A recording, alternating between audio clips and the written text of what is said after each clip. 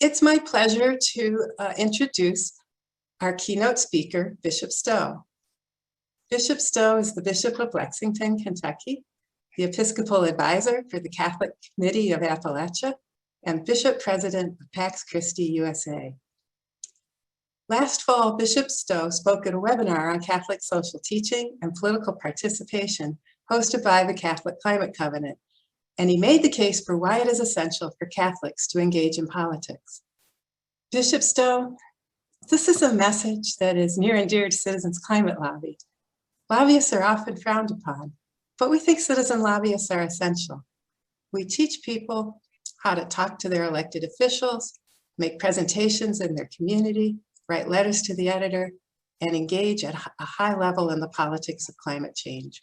Again, we think citizen lobbyists are so essential. So thank you so very much for taking time to speak to us today. I'm delighted to be with you. What a beautiful introduction to the whole conference, and I really applaud your work. And I'm going to be learning more myself about the carbon pricing initiative and be writing to our congressional representation as well. So thank you. It's a delight to be with you. Today is the 6th anniversary of the issuing of Laudato Si, the first encyclical on the environment, although Pope Benedict XVI and even John Paul II had previously spoken about the centrality of care for creation within our Catholic social teaching. Pope Francis, as he often does, has elevated this to another level. He has given it the highest form of teaching in the Catholic Church, and that is the form of an encyclical. It's inclusive, it reaches those on the peripheries as well as those in the center. It calls forth reflection, it calls forth action, and it really calls forth a conversion, which is probably the hardest piece of what he has to say.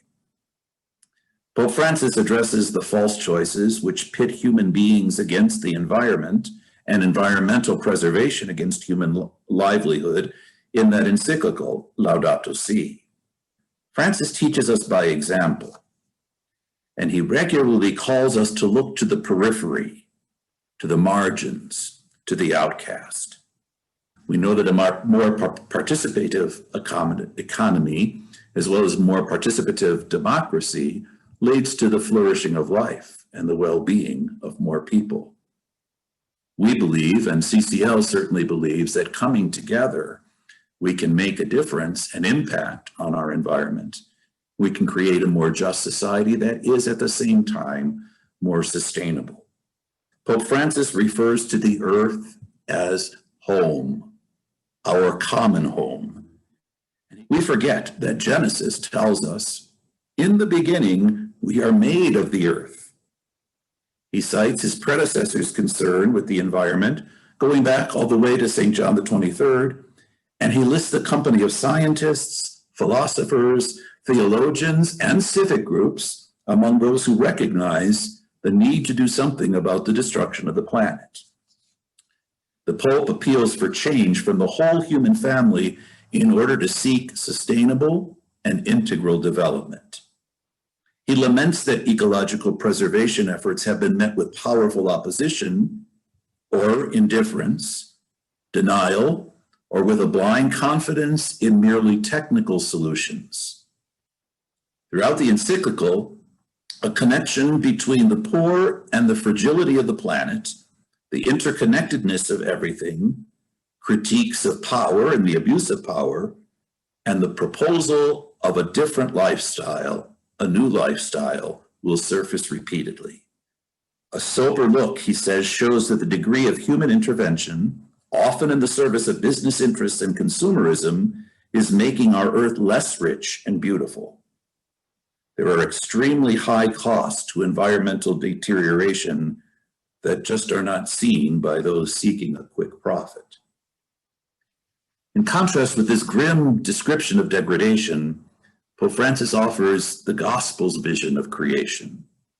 All creation is linked by unseen bonds in a universal family.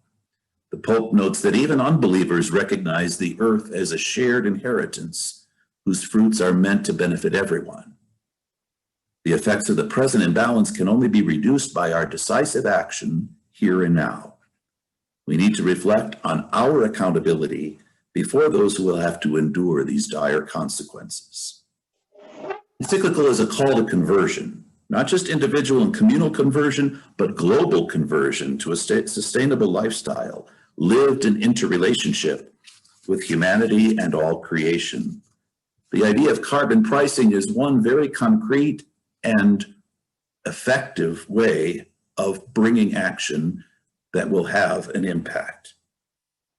The Pope explicitly calls for international dialogue, recognizing global interdependence, calls for the consensus needed for planning sustainable and diversified agriculture, sustainable and less polluting energy, more efficient uses of energy, better management of marine and forest resources, universal access to drinking water. All these are much bigger than national concerns.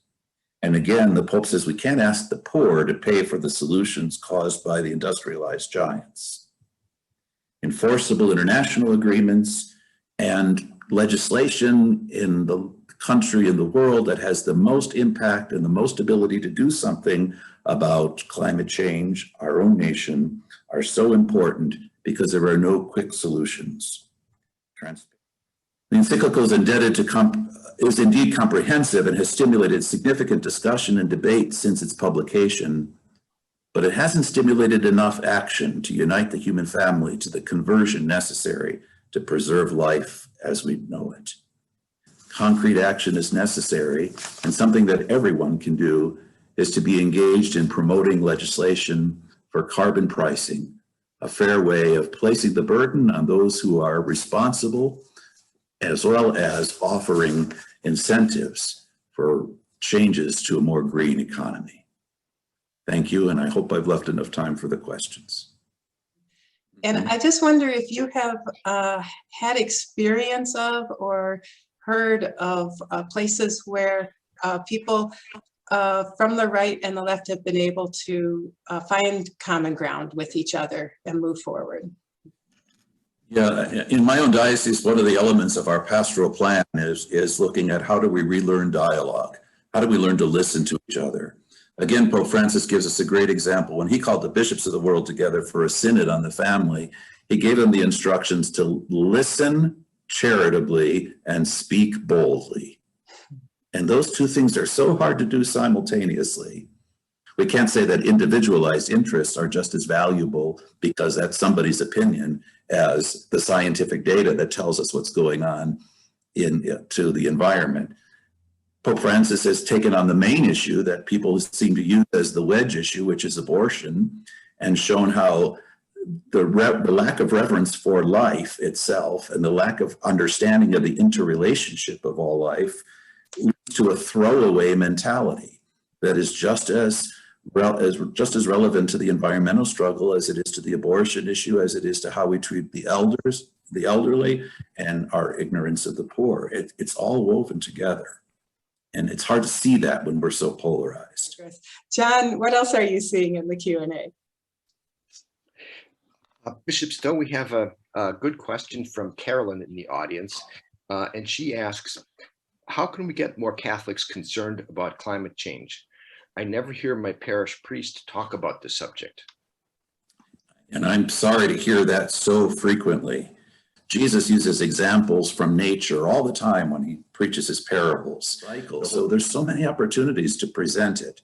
But it's a challenging issue, and I think it goes hand in hand with the preference for comfort over conversion. I think it's an easy tendency for all of us to prefer the comfortable than to what's going to challenge us. Another question from the audience. Many Catholics take their lead from the Catholic Bishops' Conference. How can we get your fellow bishops to continuously include climate change and working together for a solution in the body of things that receive their attention? If I had the answer to that, I have a different output from the conference right now. There are several of us that continue to advocate that the Pope's priorities have to be manifest in the U.S. Conference of Bishops' priorities, but it doesn't seem to get there. And unfortunately, I have to say that as a national church and the leadership of the national church, we're just as polarized as society in general. And that's a failure on the part of our teaching capacity. So I recognize the problem and I think I'm doing my part to bring about bring attention to these issues. And I'm glad for the organizations that are doing so much work on that. But this may be another one of those important places where the issue is going to rise up from the laity, even though it should be coming from the teachers. I appreciate that. Thank you. God bless you all. Have a great conference. Thank you so much. Mm-hmm.